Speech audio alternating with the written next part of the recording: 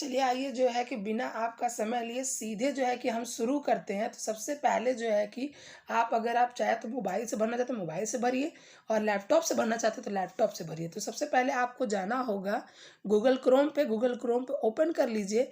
इसको जो है कि आप 2 तरीके से भर सकते हैं, जो है कि सीधे जो है कि वेबसाइट पे जा करके, अदरवाइज़ सरकारी रिज़ल्ट के थ्रू जा करके। अभी मैं आपको पहला ऑप्शन दिखा रहा हूँ सरकारी रिज़ल्ट के थ्रू। तो सबसे पहले आप सरकारी रिज़ल्ट पे चले जाइए। आपको पहला ही ऑप्शन मिल जाएगा सरकारी रिजल्ट में 69,000 भर्ती को क्लिक करके कि कैसे फॉर्म फिल करना है। वहाँ पे आप जो क्लिक करिए। क्लिक करने के बाद जो है कि आपको ये पेज खुल के आएगा जो आप स्क्रीन पे देख रहे हैं। स्क्रॉल करके नीचे जाइए, आपको जो है कि पहला ही ऑप्शन मिल जाएगा कि आवेदन करने के लिए यहाँ क्लिक करें। वहाँ पे आप क्लिक कर दीजिए, क्लिक हेयर पे, और उसके बाद जो है कि सबसे पहले अपना रोल नंबर भर दीजिए। और रोल नंबर भरने के बाद आपको क्या करना है, जो सेकंड कॉलम है वो जन्म तिथि का है। उसमें जो है कि आप जन्म तिथि भर दीजिए। लेकिन ध्यान दीजिएगा, जन्म तिथि भरते समय सबसे पहले आपको जो है कि साल लिखना है, फिर जो है कि मंथ लिखना है, फिर उसके बाद दिनों का जो है विवरण देना है। जबकि हमेशा आप फॉर्म में देखते थे उल्टा होता था, बट यहाँ पे आप ध्यान दीजिएगा। और इनके बीच में आपको एक क्या करना है, हाइफन का गैप भी भरना है। तो वो हाइफन साइन भी आप ज़रूर लगाइएगा, जैसा कि आप स्क्रीन पे देख पा रहे होंगे। उसके बाद जो है कि आपका रजिस्टर्ड मोबाइल नंबर आपको भरना है, जो आपका रजिस्टर्ड मोबाइल नंबर जो है कि ऑलरेडी रजिस्टर्ड होगा, उसको फिल कर दीजिएगा। उसके बाद जो है कि जब आपने मोबाइल नंबर भर दिया है, तो जिस ट्रिक की मैं बात कर रहा था वो ट्रिक है कि जो आपको यहाँ पे कैप्चा कोड दिख रहा है, कैप्चा कोड को आप ज़रूर रिफ्रेश कर दीजिएगा। और रिफ्रेश करने के बाद आपको जो नया कैप्चा कोड प्राप्त होगा उसी को फिल करिएगा। उससे क्या है कि आपका फॉर्म में एरर नहीं आएगा। उसके बाद स्क्रीन पर देख रहे होंगे, आपको नेक्स्ट पेज खुल के आगे यहाँ पे देखिए इंटर जो है कि OTP करने के लिए बोल रहा है, फिर वैलिडेट OTP। तो आपको क्या करना है, यहाँ पे जो आपके मोबाइल नंबर पे OTP गया है उसको फिल करके उसको वैलिडेट करना है। तब फिर हमारा जो है कि सेकंड पेज खुल जाएगा, जहाँ से हमें जो है कि 1 से लेकर 13 कॉलम तक कोई जानकारी नहीं भरनी है, आपको सीधे 14 से भरनी है। और जो हमारा दूसरा ऑप्शन है कि अगर हम सीधे वेबसाइट से जाएँ www.upbasiceduboard.gov.in से, ठीक है। अगर जिनको जो है कि डायरेक्ट आगे का फॉर्म फिल करना है, वीडियो के लास्ट में जाके देख ले। बट मैं कहूँगा कि जो है कि अगर आपको भरने में फॉर्म को किसी भी प्रकार की त्रुटि नहीं करनी है, तो सबसे पहले आप सारे दिशा निर्देश जो है कि यहाँ से डाउनलोड करके पढ़ लीजिए, क्योंकि ये आपके लाइफ का सवाल है। तो सबसे पहले जो है कि आपको जो कॉलम मिलेगा उसमें आपको विज्ञप्ति मिल जाएगी। आप जब आप डाउनलोड करके देखेंगे तो जो हमारी विज्ञप्ति है, जो हमारे डेट्स है कि कौन कौन से डेट्स में आपको फॉर्म का आवेदन शुरू होगा और कब जो है कि रिजल्ट घोषित होगा। अगला हमारा जो है ऑप्शन है वो आप देखेंगे कि जानकारियों के लिए ही है। तो अगला जो आप जो है कि वैकेंसी का आप जब खोलेंगे PDF, तो उसमें आपको सीटों का विवरण मिलेगा। देखिए इन सीटों का बहुत ही जो है कि महत्वपूर्ण विवरण है। इसको आप सबसे पहले क्या करिएगा कि एक कॉपी पे अपने अनुसार जो अपना क्रम है उसका निर्धारण कर लीजिएगा कि आपको सबसे पहले किस जिले का चुनाव करना है, क्योंकि आपको वहाँ पे ऑप्शन में जो है कि लिखना पड़ेगा कि कौन से नंबर का आपको कौन सा जिला चाहिए, कौन से नंबर पे।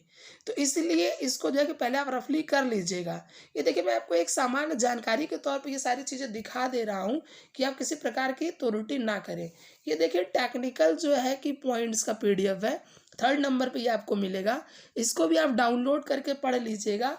इसमें स्पष्टता पूरा लिखा हुआ है कि किन किन कॉलम्स में क्या क्या भरना है, ठीक है। इसका लाइव डेमो भी हम लोग अभी आगे देखेंगे, बट आप जो है कि इसको स्पष्ट रूप से पढ़ के देख सकते हैं वहाँ से PDF डाउनलोड करके। इसलिए मैं कहूँगा कि जो है कि आप बहुत ही सावधानी से पहले इसको डाउनलोड करके एक एक पॉइंट को पढ़ लीजिएगा, उसके बाद ही आगे अपने फॉर्म को प्रोसीड करिएगा। क्योंकि देखिए अगर आपने छोटी सी भी त्रुटि कर दी तो उसके बाद जो है कि आपको पछताने के अलावा और कुछ नहीं मिलेगा। इसलिए त्रुटि से बचने के लिए हमेशा हमें जो भी दिशा निर्देश दिए गए रहते हैं उन्हें आवश्यक रूप से पढ़ना चाहिए। अदरवाइज ये दिशा निर्देश आपको क्यों दिए जाते हैं, यहाँ पे आपको भरने से पहले ये दिशा निर्देश क्यों जो है कि विभाग ने जो है कि क्यों दिया होता, तो इसलिए ज़रूर इसको पहले आप क्लियरली पढ़िएगा। और जो जिला का क्रम में बार बार जिक्र कर रहा हूँ उसमें किसी प्रकार की गलती ना हो, क्योंकि हो सकता है अगर आपने कॉपी में ना लिखा हो एक ही क्रमांक जो है कि आप 2 ज़ीरो के सामने लिख देंगे तो बार-बार एरर लिख कर आएगा। इसलिए इस प्रकार की गलतियों से बचने के लिए आप रफ कॉपी पे लिख लीजिएगा कि मुझे ये चाहिए, तो आप उस ज़िले को ढूँढते हुए कि जब आपको ऑप्शन खुलेगा तो आप देखिएगा तो आपको अल्फ़ाबेट से मिलेगा, ए से लेके जेड तक का। तो आपको क्या करना होगा कि अब जैसे आपको सबसे पहले मिला आगरा, तो आगरा आपके लिस्ट के अनुसार किस नंबर पे आ रहा है, तो उसके सामने आपको वो क्रमांक लिखना होगा। इसलिए सबसे जो महत्वपूर्ण बिंदु है देखिए इसमें यही है। इस महत्वपूर्ण बिंदु को जो है कि जब तक आप लिखेंगे नहीं अपने कॉपी पे, तब तक जो है कि आप फॉर्म भरने में आवश्यक रूप से गलती कर देंगे। जो हमारा चौथा दिशा निर्देश है, वो जो है कि आपको 4th पॉइंट पे मिल जाएगा। आप जो 4th पॉइंट पे डाउनलोड करेंगे कि इसमें आपका हमारा क्या दिशा निर्देश है, तो इसमें जो है कि हमारा जो शासनादेश मिलेगा, वो आप जब डाउनलोड करके देखेंगे तो इसमें मिलेगा क्राइटेरिया आपको कि जब अगर किन्हीं 2 लोगों का चयन जो है कि एक ही समान मेरिट पे करना हो, तो किस अनुरूप करते हैं। तो देखिए इसमें जो है कि आप पढ़ के देखेंगे तो इसमें कई प्रकार के जो है कि गाइडलाइन दे रखे हुए हैं कि अगर 2 लोग का समान मेरिट हो जाता है, तो जिसका डेट ऑफ बर्थ ज़्यादा होगा, उसका चयन पहले होगा। यदि यदि जो है कि जिसका जो है कि अगर डेट ऑफ बर्थ भी सेम हो जाता है, तो उसके अंग्रेजी वर्णमाला में जिसका जो है कि क्या होगा, जिसका अंग्रेजी वर्णमाला में पहले नाम आएगा, उसका चयन पहले होगा।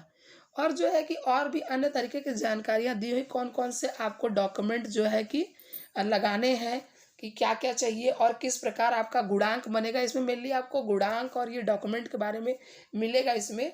तो कौन-कौन से डॉक्यूमेंट चाहिए ये जो है कि आप भली-भाँति जो है कि जानते हैं, आपका गुणांक कैसे कैलकुलेट करना है, ये सारी चीज़ें भी आप विधिवत देख चुके हैं।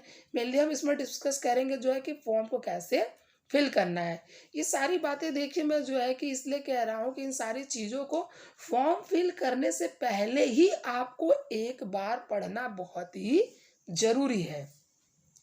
तो जो है कि हम लोग इसी क्रम में आगे चलते हैं कि जो मोबाइल से कर रहे हैं तो कैसे करेंगे, और लैपटॉप से कर रहे हैं तो कैसे करेंगे, या साइबर से करवा रहे हैं तो हमने बोला था कि एक तो आप सरकारी रिजल्ट के थ्रू जो है कि लिंक से जा सकते हैं, जिसका लिंक आपको नीचे डिस्क्रिप्शन में मिल जाएगा, या तो आप सीधे जो है कि वेबसाइट के लिंक से जा सकते हैं, सीधे वेबसाइट पर लॉगिन कर सकते हैं, तो उसकी भी लिंक आपको नीचे मिल जाएगी। तो चलिए जो है कि हम लोग आगे देखते हैं कि हमें जो है कि फॉर्म कैसे आगे का फिल करना है। ठीक है, देखिए जब आप जो है कि ओपन करेंगे तो आपका सेकंड पेज ये खुल के आ जाएगा। जो है कि मेनली आपको ये जो 14 कॉलम से भरना शुरू करना होगा 14वें नंबर से। 14 नंबर आपको जो है कि शिक्षा मित्र का विवरण भरना है, और उसमें जो है कि अपने नियुक्ति का डिटेल देना है, अगर आप शिक्षा मित्र हैं तो। फिर उसके बाद जो है कि 15वां कॉलम आपका जो है वैवाहिक स्थिति का है, उसमें आपको भर देना है। फिर जो आपका 16वां कॉलम है वो फ़ोटो पहचान पत्र का है, उसका विकल्प आपको चुन लेना है जो भी आपके पास हो। उसके बाद फिर उसका क्रमांक लिख देना है। फिर उसके बाद जो 17वां कॉलम है उसमें आपको राष्ट्रीयता भर देनी है। फिर आपको अगला कॉलम जो है कि मिल जाएगा, उसमें आपको भर देनी है अपने निवास की स्थिति कि आप उत्तर प्रदेश के निवासी हैं या नहीं।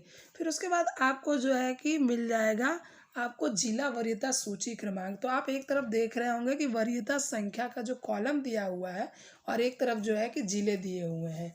ठीक है, तो आपको क्या करना है कि एक तरफ जो है कि जिला को देखते हुए और उस क्रम को आपको भरते हुए जाना है जो आपने ऑलरेडी कॉपी पे बना रखा है कि आपको कौन सा जिला किस नंबर पे चाहिए।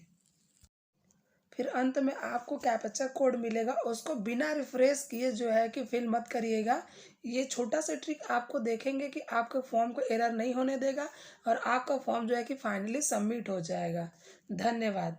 अगर आपको वीडियो से कोई हेल्प मिली हो तो वीडियो को लाइक ज़रूर कर दीजिएगा, और अपने आवेदन का जो है कि प्रिंट आउट लेना मत भूलिएगा।